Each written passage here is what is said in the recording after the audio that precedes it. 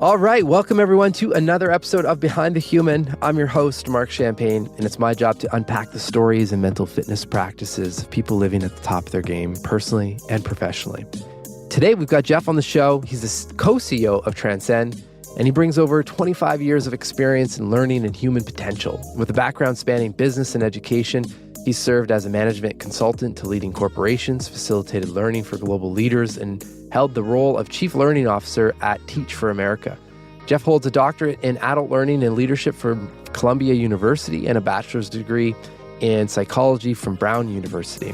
He's also the author of Ask, Tap into the Hidden Wisdom of People Around You for Unexpected Breakthroughs in Leadership and Life. And I think, at least for me, he's a lover of questions. So we speak the same language, and there's nothing that excites me more than a good quality question. So Jeff, welcome to the show. Titles aside, your work aside, who are you? I am, well, I love what you just said, and I truly identify it. I am a lover of questions, but if I back up, it's because I'm a lover of learning. I am somebody who really, I'm a geek and nerd about learning, but I view learning opportunities almost as sacred. They are chances for us to grow, improve.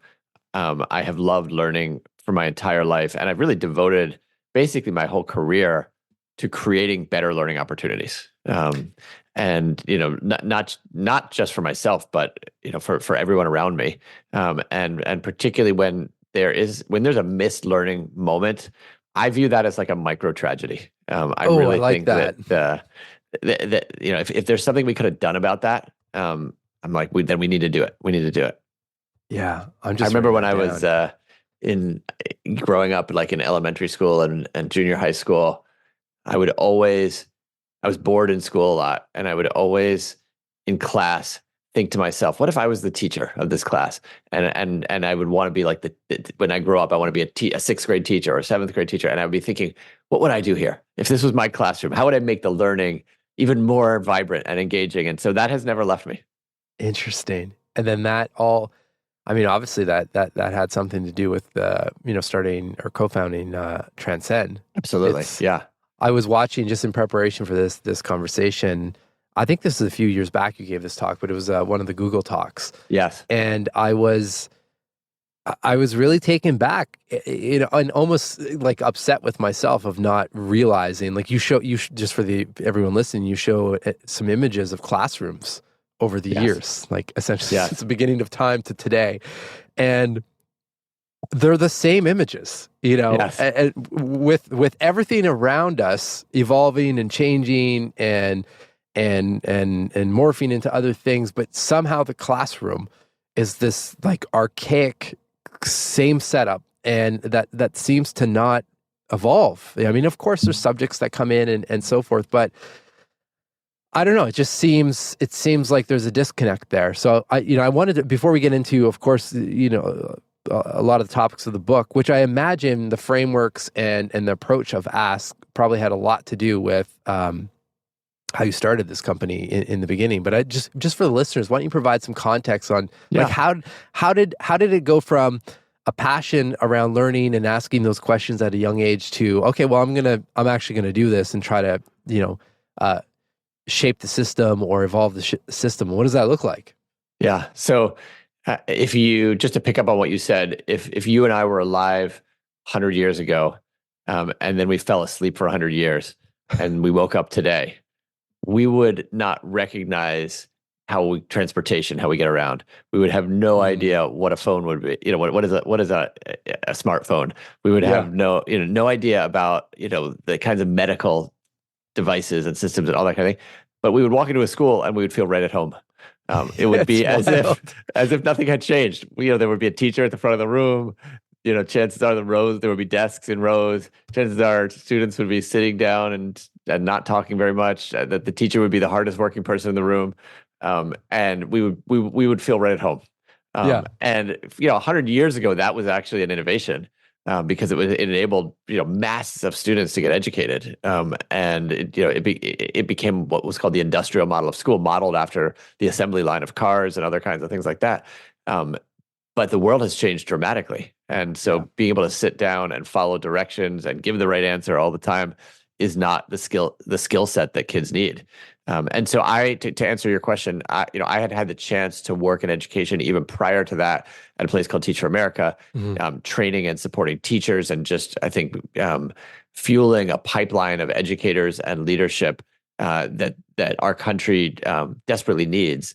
But what I started to realize over time is that the roles that we were sending the teachers into were broken roles, Yeah. and roles that I think superhero teachers can do anything, but it's hard to do that on a sustained basis. And mere mortals can struggle to really meet every kid where they're at. It would almost be as if we were to say to a doctor, you have to be the general practitioner and the X-ray technician and the neurosurgeon and invent Yeah. the drug and on and see 30 patients at once and Yeah. somehow think that that is going to be a good model for getting patients what they need. But that's basically what we do in education. And Yeah. so, when I pull on that thread and I said, why are we designing teacher roles that way? You quickly get to, well, why are we designing classrooms that way? And then you get to, well, then we got to look at why are we designing schools that way? Mhm. And then simultaneously, I had two kids. They're now both in high school, but they were much younger when we started Transcend, and their schools were basically no different than the schools I went to 30 years ago. So Yeah. it was very familiar and comfortable for me. Walking in there, I knew exactly what they were going to do because it's what I did. But as their parent, I could see how much intellectual and emotional potential was getting left on the table, was not getting engaged. I could slowly see my kids playing the game of school, but not truly having their learning ignited, and their passions ignited and their curiosity thriving. And so I just said, we got to think about this differently. Yeah. And so in 2015, my partner, Elon Samoa, and I co-founded Transcend, basically to try to reimagine what education could be. Mm. But how do you like? Is it that the system is just so big and it's just because medical systems almost similar in this sense, different situation, obviously, but when you get into these massive systems that are literally rolled out globally, it almost seems impossible to change them, right? Like I think a lot around health is like this as well in the medical system. It's like if I break a leg, I definitely want it. I want our current setup to be there and available for us. But when it comes to chronic disease, I'm like, there's a bit of an outdated kind of approach to It's true. health, right? And I used to work in the pharmaceutical space, so like I kind of understand that world. And now I would say I'm definitely farther down the approach or earlier in the approach of preventative mental fitness. And there are use cases for all of it, but it's like how do you upgrade these big systems, and especially when it Yeah. comes to education? Like what were you up against? Well, one of the biggest things that I think differentiates, let's say, medicine from education or other systems from education is the investment that gets made in research and development. Mm, There are hundreds of millions, if not billions of dollars going into research and development in drug it's true. discovery, in new technology discovery, et cetera. Yeah. At least in the US, it's almost nothing that goes into education R&D. And so, if there's a new discovery, a new technology, a new drug that can treat a disease, it's going to get approved and it's going to get disseminated and people are going to have access to that.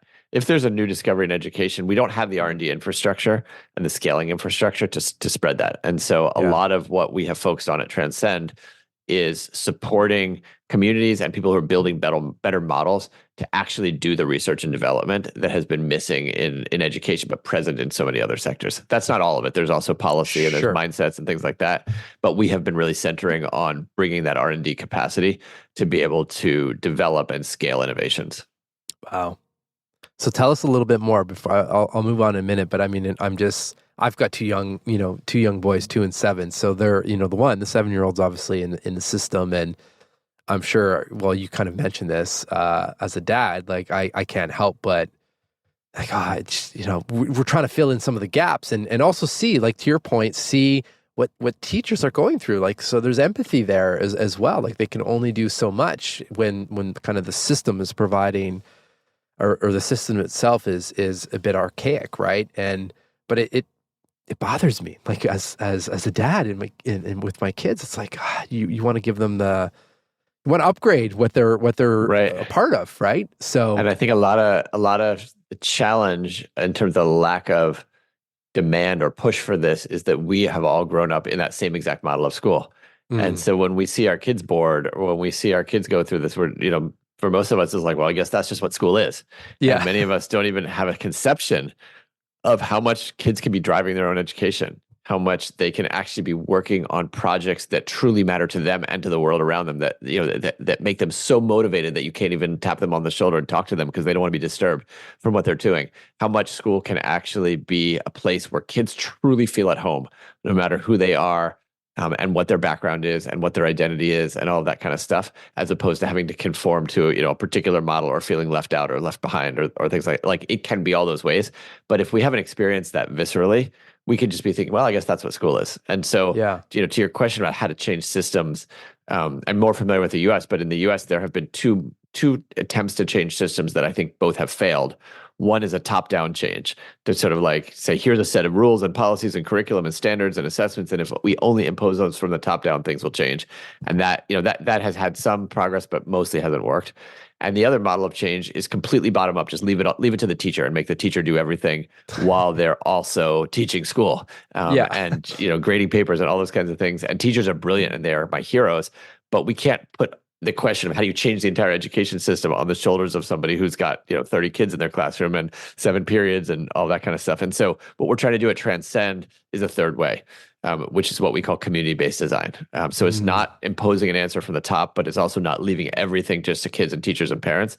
It's actually bringing together a community. And this is where I think it does intersect with Ask and the questions, because we believe that the ideas, the values, the assets, the wisdom, the insights are in the community. And so if we can bring together administrators and educators and families and students and community organizations and employers and ask the question, what do we want for our graduates? What do we want for our young people? What do we have to work with in this community? And then also supply them the latest research and the latest models so that they're not starting from scratch, and help them go through a process that we call community-based design. That's where we're seeing some of the greatest traction, not only in creating better models, but also creating underlying human conditions where this is going to stick over time. Yeah. But isn't it amazing? I mean, I know I'm biased to questions, but that, like, it has to start with that fundamental question, right? Like that's the core question. What do we want for our graduates? And I'm making assumptions here, but I assume that everyone kind of wants the best for graduates, Right. and that if we can start there and forget, because it's easy to go down well, we can't do this, we can't do that. There's just so, like, it feels so grandiose, but let's just start here, right? Exactly. And in this country, there's a lot of polarization and conflict right now that's especially getting put onto schools. But when you ask the question, what do we want for our graduates? It's amazing how unifying that can be as well. Nobody doesn't want kids to succeed. Nobody doesn't want their potential to be unleashed, to live into their potential. And when we ask that question in more granular ways as well, we say, look, here's where jobs are going. Here's where the climate trends. Here are the trends in healthcare. Here are the trends in technology. What do you think kids are going to need to be able to know and do to thrive in this world? You get remarkably similar answers, regardless of people's starting points. Interesting. So I have so many questions, Jeff. It's just your work is fascinating. Where can I go with this? When I think of good quality questions, and based on what we've been talking about in the current situation and whatnot, I think, and I know you agree with this, just having read your book, but one of the big elements, and I see this with teams as well, is that we have to do everything we can to create a safe space and a container to be able to ask, to actually go deeper and ask the bigger questions, and not have people, with their defenses up and so forth. Then you get surface level answers, right? So I'm curious to know, based on your research and what you've written in the book, like how we can do that. And maybe I really loved your example. Who was the person, the investor example that you used, Jamie McKee. I think that was a beautiful, I mean, first of all, when I was raising money for our app, I wish we would have had investors like that. But that example really proved the point of right off the bat, quite quickly setting a safe and trusting environment that you can actually have a real conversation. So why don't you just share that example, and then we can kind of go from there. Yeah, and I'll say I learned this the hard way. I thought it was enough to be curious and ask good questions. And when I was in one of my first operating roles and managing hundreds of people, I quickly learned that if someone doesn't feel safe telling you the answers to those questions, it's not enough that you've just asked a quality question. You've Yeah. got to make it so that people feel like they're not going to be punished, that their input and ideas and even hard news is going to be welcomed, et cetera. Yeah. So in the book, I tell a story about an investor named Jamie, and she basically, after making the investment, we had our first meeting where we were going to kind of check in on how's it going, progress, et cetera. And most of the time when I go to these meetings, I'm making the assumption that if I share any bad news, that's going to be seen as like maybe we didn't make the right investment or Yeah. Yeah. that kind of thing. But Jamie preempted that, and she basically said to me, "Look, if you could predict how this was all going to unfold, and you could know the future." You should be betting on horses or buying lottery tickets or Yeah, things like that. exactly. You'd be superhuman. I am starting from the assumption that it's not going the way that you told me it was going to go, because you're a human being and you can't predict the future exactly. And so what I'm most interested in is what are the ways in which it's not going as well or in the same ways that you predicted? And by the way, if you tell me that it's going exactly as you predicted, I'm going to be suspicious. Yeah. Um, and then also, so I don't know if I had it word for word. That was basically the Yeah. message that she said to me. And all of a sudden, it just changed everything Yeah. It's because I so thought to disarming. myself, it's completely disarming. And I thought to myself, if I want to impress her, I need to actually tell her the ways it's not working well. And of course, there's Exactly. always ways it's not working well. And she got much more information from me, much more richness than if she had somehow made me think I was going to be in trouble for anything other than hitting our exact metrics that we started with. Yeah. Well, and not to mention, I can only imagine, the level of, I guess, like mentorship and guidance and whatnot that like you actually, here's the here's the real challenge. I would welcome, some And that, solutions I or think things that's to such a try. good point. Not only did she get more honest information from me, we were able to have a better conversation, which helped me too. And I think that's Yeah. such an important, maybe meta point about ask. And the ask approach was it's not just about one person. It's not just about me getting something from the other person. It's actually mutual. The benefit Yeah. comes to both of us. We both make better decisions. We both collaborate better. We both are saving time. We're both closer in our relationship. Yeah. So why write ask? I mean, we've had a couple chats. It's not like you're sitting around with a whole abundance of time to explore writing a book. We both know, and anyone listening who has written a book, that's not the easy route of a project to take.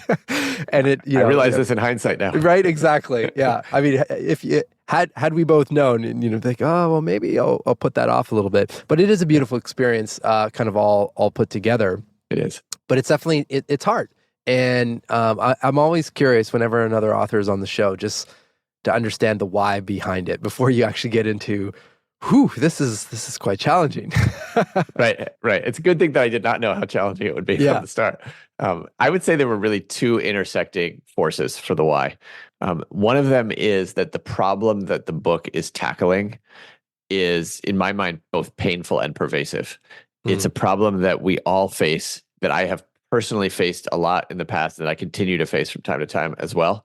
And I'll just say what the problem is, which is that we're surrounded by people who have ideas, insights, feedback, perspectives, life experiences, stories, etc., that could be so beneficial for us to know. And beneficial not just for us, but beneficial both ways for our relationship as well. And so often, far too often, we never actually hear the full extent of what they think, feel, and know. yeah. And it comes at a big cost. It's huge missed opportunities when we do that, and sometimes we find out when it's too late, and then that's even more painful. And Yeah. so It's I like, why wanted, didn't you say something? yeah, The classic line. exactly, as somebody who cares a lot about learning, that's massive missed learning opportunities for each of us, all around us, all the time. And I wanted to tackle that problem, and I wanted to help other people tackle that problem. So that was force number one. The second force is I've been very fortunate in my career to learn a set of tools and ideas and concepts and have mentors who have showed me exactly what to do about this problem. Mm, And it started in my first job out of college at a place called Monitor Group, learning from a professor from Harvard Business School named Chris Argyris and a set of mentors who have brought his work to life. And I had the opportunity to really go deep with him and with that mentors and with that work, to the point where I was able to actually start teaching and sharing this with leaders around the country and in fact around the world. And I got to see how powerful it was, not just for me, but for them as well. And people would say things like, these ideas and tools are life changing, not just at work, but in my marriage too. Yeah. And I can't unsee what I saw before. And so I felt like I wanted to pay this forward. I've been so fortunate to have a lot of this poured into me, and I wanted to be able to offer it to other people too. So then I got the question that comes to mind is, because I think we all ask questions, and this is kind of the line that I always share, is it's just, are we asking the right questions, and are they good quality questions, and so forth. Um, from your perspective, and via kind of ask and the approach, like how do we train our minds to either be more curious or to be able to surface, those deeper questions and the questions that really get to kind of the fundamental truths that we're seeking. Yeah. And so I think even in the formulation of your question lies two insights. Okay. One is when you said, how do we get ourselves to be more curious? I think the questions have to come from an authentically curious place. No. If we try just to pose those questions, then we are and we're not genuinely interested in learning from the other person. It's not going to invite that kind of sharing from the other person. Yeah. And so then I think you could pull the thread and say, then how do we get ourselves to be genuinely curious? And I call this choose curiosity, which is step one of the ask approach. And it really comes down to centering one question in the front of our mind anytime we're interacting with somebody, which is, what can I learn from this person? And what can I learn from this person starts to awaken ourselves and remind ourselves to the reality that there is something important that we can learn from every single person. Every single person has a set of experiences, stories, ideas, insights that we don't share and we don't have. And so there's something there that we could be learning. In the book, I go deeper and talk about how do we actually break ourselves out of what I call the certainty loop. Because so often in life, we walk around selecting information and interpreting information around us and telling stories that simply reconfirm our starting assumptions and our starting biases and worldviews. And when we do that so fast and so automatically and subconsciously, it doesn't even occur to us that there's anything to be curious about in the first place, because it's just like, oh, this is how the world is. This is how she is. This is et cetera. And so we've got to do what I call injecting question marks into our certainty loop, asking ourselves, what information might I have been overlooking? What would be a different way that this person might be interpreting it in a totally different way? What if the opposite of my story is true? How are they seeing things? And also, particularly when I'm worked up emotionally, how can I use my emotions as a cue, just the same way as if we might leave a rubber band on the door to remember to water the plants? Can I use my emotion when I'm furious, when I'm upset, when I'm whatever? That's the moment I need to be most curious. That's the moment I need to say, what is this about for me? And what am I missing, et cetera? Yeah. So there's a whole bundle of, I think, ideas and strategies we can use. And the last thing I'll say about choosing curiosity is I have a mentor, Phil MacArthur, who used to say curiosity is a team sport. So often that when we are in our own bubbles, it's hard to be curious because we're trapped inside of our certainty loop. But if we can enlist other people to actually say, you know what, this is one of those moments you might have jumped to a conclusion. You might be making an assumption here, et cetera. Is there another way to look at this? Yeah. And if we can invite that, and they can help us catch ourselves to do that. So I would say that's all in response to the first part of your question, which is, how do we get genuinely curious? Yeah. Well, I've got to pause you on that. Pause, yeah. Yeah, because I just love, I wrote down, like, what can I learn from this person? I think going into any interaction or meeting, if we hang on that question versus if I'm being honest, I feel like, and myself included, the question is not that, and it's more of, what's my agenda with this person? Mm-hmm. And, and that also can be coming from a genuine place and not, like a malicious place, but it's very different intent. And, very different and I think we're robbing ourselves of so much more opportunity and synchronicity to arise when we've already kind of narrowed in on, okay, I know this about so-and-so, and the outcome of this call, if it can be kind of around this, then like we've already narrowed in on something versus let's just go in open and truly be present and listen. And then all of a sudden magic starts to happen, right? Exactly. Right. I think it can be seen as, if I say, what can I learn from this person? That we don't have time for that. or that's Yeah. intention or in competition with the business results I need or what I need to get this person to do or whatever. And of course, there are times when we need to actually get Sure. tactical things done. But so often it enlarges the sphere of what's possible when we actually learn from the other person. I had one example where I was in a meeting with a different investor who I was trying to enlist to invest in our work. And at the end of the meeting, they said, I'm still not totally sure if I'm if I'm convinced that I should invest, but you just seem so curious to learn from me. I want to invest in you because I think you're going to get it right eventually. I think Yeah. you're going to learn enough from other people that I want to be part of that. Yeah. And it brings us closer to other people, but new possibilities open up. We can innovate. I mean, I agree with exactly what you're saying. Okay. So I want to get practical and still hang on the last response you gave around, how to kind of amplify those curiosity muscles. But just on this show, I mean, for the most part, what I'm trying to do is, and for myself included, is try to bring real practical mental fitness. Because everything what you're in terms of what you described to me, I would label as a version of mental fitness. Because when you catch yourself, going down a certain track where like, well, wait a second, I just use questions to pause. I mean, you're training your mind to slow down and be more present and more curious. But practically speaking, what does that look like for you? Like, is there a journaling practice or flow that you go through? Do you check in with yourself daily or weekly? Like, what does that look like on your side? Yeah. So some of it comes back to this idea of curiosity as a team sport. I'm surrounding myself with people who know that if they tell me, wait a minute, you're forgetting to be curious. Wait a minute, you're jumping to conclusions. I'm going to Mm, welcome that. yeah. And so I think that's a concrete tactical thing, which is that we can enlist the people in our lives to say, if you see there's a moment where I can be more curious with somebody else in my own life, or even with you in our relationship, please tell me. I'm inviting Yeah. that. I'm welcoming that. So Yeah. that's one. And then I think a second one is literally just like pausing and setting that intention before an interaction, particularly what might be a tense or challenging interaction, just to say my main goal here is to learn from the other person. Yeah. And if you just stop and pause and reset with that intention, it changes everything about the energy you show up with, the questions that you ask, the way that you listen as well.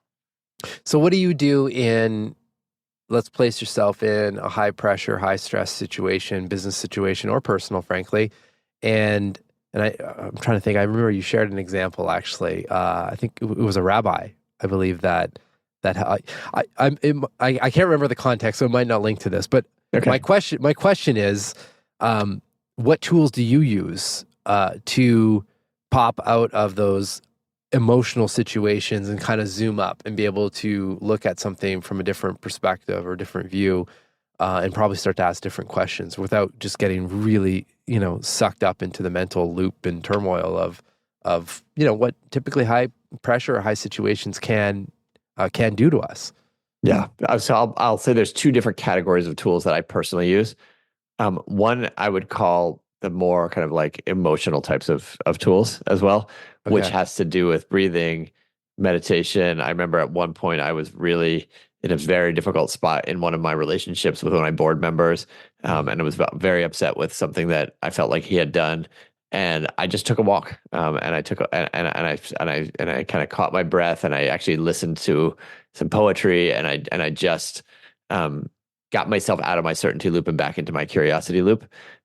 And so, and particularly at the moment when things are just intense with this book launch, et cetera, stopping, breathing, even 5 minutes, Yeah. just puts me back into the center of it. So that I would say is kind of on the emotional front. And then Yeah. on the more kind of technical or intellectual front, there's a tool in the book called the Ladder of Understanding, Mm. which is for me one of the most powerful tools that I've ever been exposed to, because it basically helps to unpack how do we get so certain.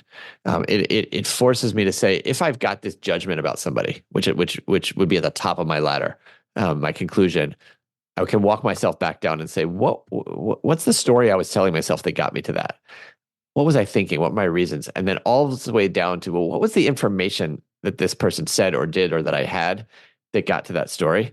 And at Yeah. the bottom of the ladder is this image of a big swimming pool. And the idea is that we're only typically just selecting one or two tiny data points out of the zillions of data points in the swimming pool. And so I can ask myself the question, okay, I've got these two data points, but what are all these other data points that I'm not seeing? And Yeah. in the book, I talk about how you can actually shine a spotlight on some of the invisible data points. For example, what was the other person up against? What was going on in their life? What that was making them think? What was their potentially good intention in doing what they were doing? Or even how might I have been contributing to their actions for my own actions in ways that I didn't even see? What was the impact that I was having on them? And all of a sudden, when I start to kind of walk myself down the ladder and then start to inject these question marks, and use this tool to do that, like, oh yeah, it's true. Maybe they were perceiving me this way. Maybe they thought I meant this, or maybe they were just having like a terrible day. Like even literally this morning, I'll just give you one example. There's somebody who has just not been responding to me, and doing what I felt kind of like pushing me off, brushing me off, whatever. And then I thought to myself, you know what? They have three kids. I don't know what it's like to have three kids. They have three kids and a full-time job, and they have that and life and getting sick and all that kind of thing. And who knows what else? Maybe they're going through a divorce. Maybe they're going through whatever. All the stuff that I have no idea what's going on. And then I got calm and I was like, it probably has nothing to do with me. But if Yeah. but who knows? All I can do is be much more curious. Yeah. I've been there on that exact scenario and Uh-huh.